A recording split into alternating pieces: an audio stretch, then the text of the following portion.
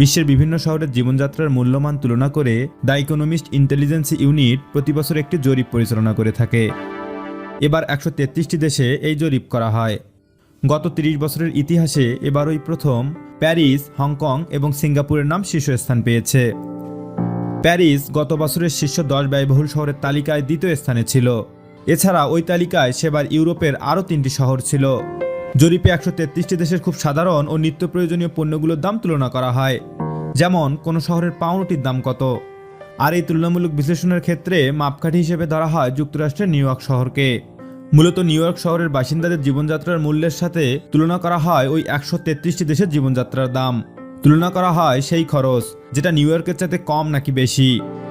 Paris 2003 সাল থেকেই সবচেয়ে ব্যয়বহুল শীর্ষ 10 দেশের তালিকায় ছিল। এ ধারণা থেকে জানা যায় যে বসবাস করার ক্ষেত্রে প্যারিস আসলেই অত্যন্ত ব্যয়বহুল শহর। ইউরোপের অন্য শহরগুলোর তুলনায় এখানে শুধুমাত্র মদ, পরিবহন এবং তামাকের দামই ভারসাম্য লক্ষ্য করা যায়, আর বাকি সব কিছুর দাম আকাশ ছোঁয়া।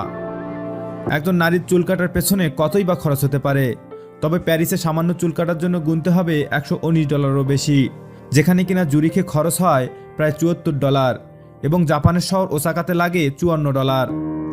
ইউরোপের শহরগুলোতে সাধারণত সবচেয়ে বেশি খরচ হয় গৃহস্থলীর পণ্য, ব্যক্তিগত যত্নের পণ্য, বিনোদন এবং বিনোদন সংক্রান্ত অন্যান্য নানা পণ্য ও সেবা কিনতে গিয়ে। আর এই প্রতিটি ক্ষেত্রে সবচেয়ে বেশি খরচ হয় প্যারিসবাসীদের।